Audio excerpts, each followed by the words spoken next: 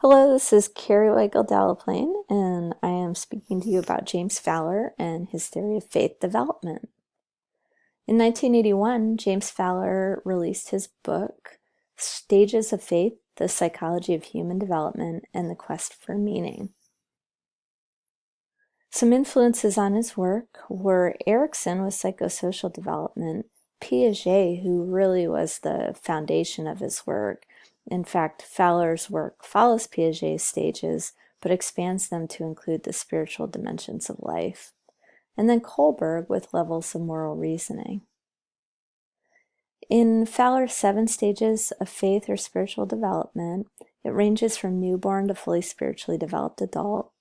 Movement of each stage is precipitated by some major life event.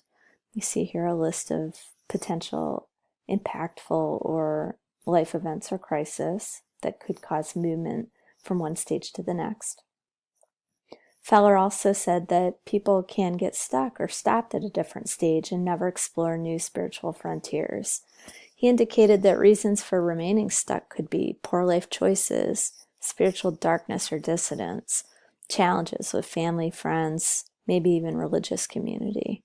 Finally, Fowler claims that few people ever make it to stage 6. So this image here is an image that depicts the 7 stages. You see it starts at stage 0 and goes up to stage 6 of Fowler's stages of faith development. So we'll run through them here. Stage 0, primal or undifferentiated, is the stage that's very early learning, infants and toddlers. And this is where babies are learning about the safety of the environment, warm, safe, and secure versus hurt, neglect, and abuse. Fowler says this is where the seeds of faith and spirituality are planted in the individual.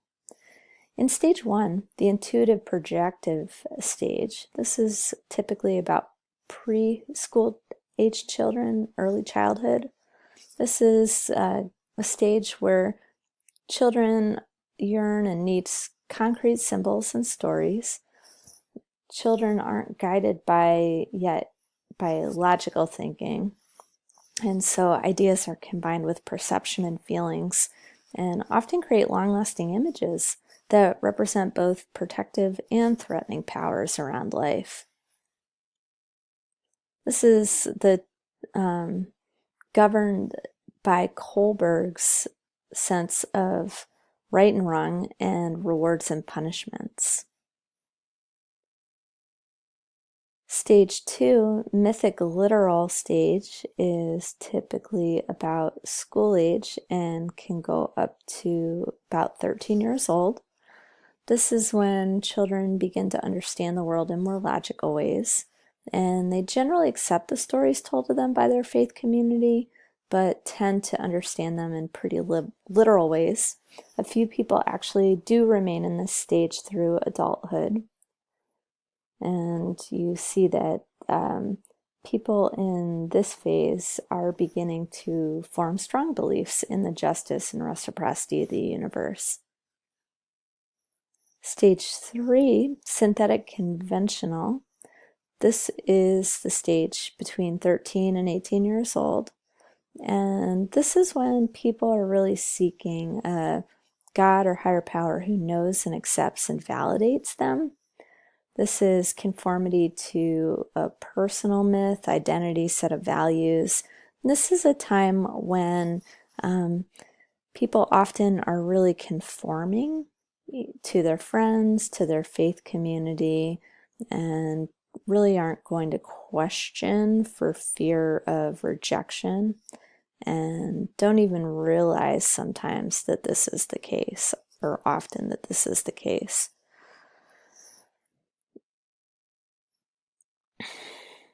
So often people might stop at this stage, and what could cause somebody to stay at this stage through adulthood often is due to the fact that they haven't adopted a personal higher power of their understanding, whether it be God or some other form of higher power, and just subscribe mainly to their faith community without developing that personal relationship.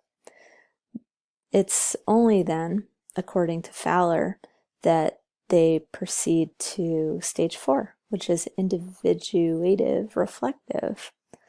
In this stage, tends to be more traditional college aged, and often in this phase or stage, people start to reject their faith. This is a time when that could happen. People may really clearly be able to personally articulate their personal values in a more clear, passionate way, and then realize that their faith doesn't mesh with this, and it causes them to question their faith. And this stage often begins in late adolescence, as I said before, when somebody is about ready to leave home. This is a time when it can be very dichotomous thinking. Either this is true or that's true, rather than all these things can potentially coexist. This stage is really about trying to find truth in the faith. Rare individuals may complete stage 4 tasks in their mid-20s. Many adults will spend the rest of their lives at this stage, rejecting their faith. And if people are going to move to stage 5, often it occurs in their 30s. Stage 5 is the conjunctive stage, or conjunctive faith stage, and this tends to be from the early 30s onward. This is where people have become more comfortable in their faith and more open to enjoying even and accepting aspects of religion or faith from earlier in their life, and more comfortable with contradictions or differences of opinion. And this is a time when people are really more open to other people's viewpoints. You'll see on the image it says acknowledgement of paradoxes of experience. Faith is subjected to critical reflection from earlier in life and moving forward. Stage 6 is called Universalizing faith, and this is a level, according to Fowler, that only a handful of people throughout history have achieved. And most of those people, according to Fowler, were martyrs.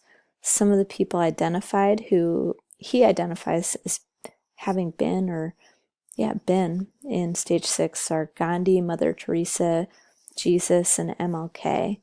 People who have a real disregard for society's institutions, who are laser focused on the welfare of the entire world, and marked by compassion and a disregard for self-preservation. And again, Fowler says that most people never reach this phase.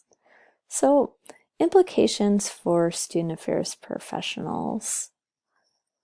Fowler's stages provide an amazing resource for student affairs professionals in thinking about how to support students on their spiritual journey, no matter where they're at. And this kind of guide is great, especially given that not all, and actually less and less of our students are 18 to 22.